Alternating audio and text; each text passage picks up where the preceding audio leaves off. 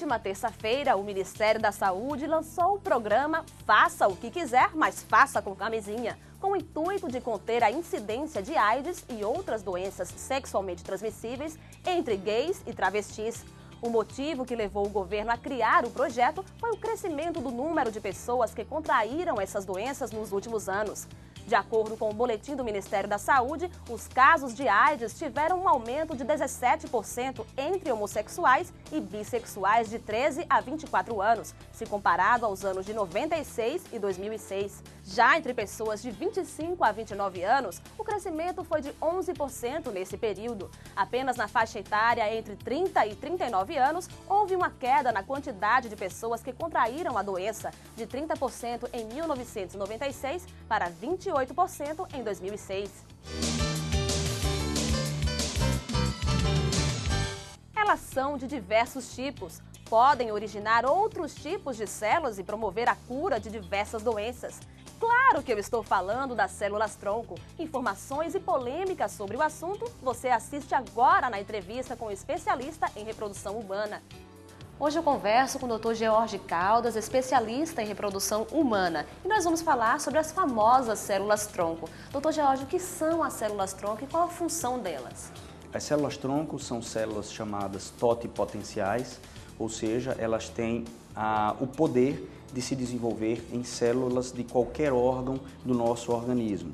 Ou seja, essas células elas são diferenciadas em outras células do organismo e, com isso, capazes de gerar novas células com atividades semelhantes àquelas células dos próprios órgãos. Dr. George, as células-tronco elas são consideradas esperanças de cura para muitas doenças, não é verdade? Isso é verdade, essa polêmica em torno da pesquisa das células-tronco. Isso significa porque as células-tronco elas têm várias fontes, primeiro de tudo, que eu acho que é importante para os telespectadores saberem. Essas fontes elas podem advir de células embrionárias, ou de células do cordão umbilical, ou de células adultas da própria pessoa, como, por exemplo, células da epiderme, que é da pele. Então, a depender da fonte que elas venham, elas também têm capacidades diferentes de diferenciação. Como essas células embrionárias, elas são células capazes de se diferenciar em qualquer tipo de tecido do organismo, elas são extremamente importantes no sentido da pesquisa, no que diz respeito a uma esperança. Eu digo sempre que nós estamos aqui tratando da ponta de um iceberg, ou seja, é uma esperança para a cura de uma série de doenças, como, por exemplo, doenças relacionadas a diabetes, porque essas células podem se diferenciar em células produtoras de insulina, doenças cardíacas, porque elas podem se diferenciar em células do miocárdio, do músculo cardíaco, células nervosas, com isso podendo ser a esperança de cura para o mal de Parkinson, para a doença de Alzheimer, para uma outra série de doenças neurológicas, para doenças ósseas, ou seja, então é a grande esperança para o futuro, para que as pessoas possam ter acesso a uma melhor qualidade de vida no futuro e até uma maior sobrevida. E a polêmica que envolve as células-tronco é justamente o método de obtenção delas. Existe até uma comparação com o aborto. Como é que o senhor analisa essa questão? A grande questão das células-tronco é exatamente definir o conceito de vida. Ou seja, esse é o ponto principal. E que não existe ainda um consenso sobre o que é a vida e quando ela pode ser iniciada. Quando eu digo que não existe um consenso, diz respeito principalmente a: será que esses embriões só têm vida quando eles já têm células nervosas? E isso só acontece a partir do 14º dia, então os primeiros 14 dias já não tinha a polêmica da questão da vida. Será que essa vida começa no momento da fecundação, mesmo ainda antes de virar completamente o embrião? Será que essa vida só começa quando ele efetivamente se torna um feto e está dentro do útero da mulher? Então, existem várias linhas de polêmicas sobre isso, e essa é a grande função. Eu digo sempre que, assim, eu achei uma comparação extremamente interessante, que hoje nós temos o conceito de morte, mas não conseguimos definir o conceito de vida. Ou seja, hoje um paciente no pronto-socorro ele pode doar os órgãos apenas por morte cerebral. Então, se ele tem morte cerebral, ele pode doar os órgãos, mesmo todos eles funcionando adequadamente. Mas e se um embrião não tem células nervosas e não tem atividade cerebral? Por que é então considerado vida ou não vida? Então, claro que essa é uma polêmica que não existe o certo e o errado por enquanto, mas do outro lado da linha existem pessoas que estão necessitando de ter vida.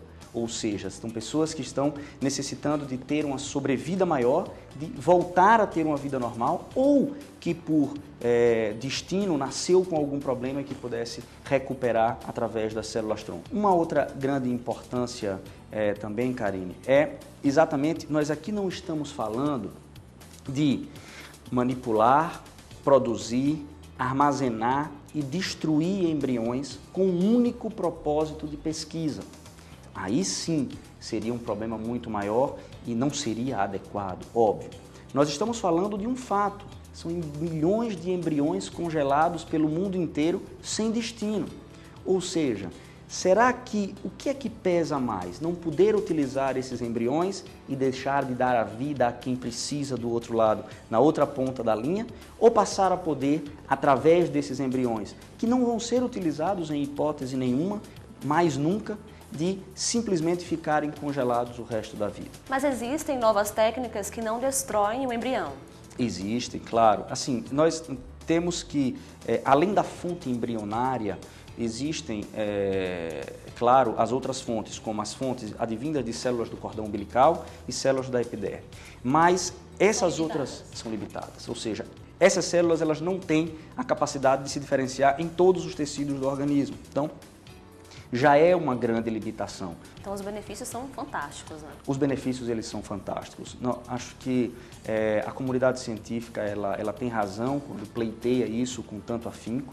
Um outro grande fator é que o Brasil hoje ele dispõe de matéria-prima, ele dispõe de onde obter essas células, ele dispõe de gente qualificada, pesquisadores e cientistas qualificados para poderem estudar, ele dispõe de arsenal tecnológico. Então, isso é uma coisa que a comunidade científica brasileira construiu ao longo do tempo. Então, nós temos essa capacidade de poder realizar essa pesquisa em território nacional.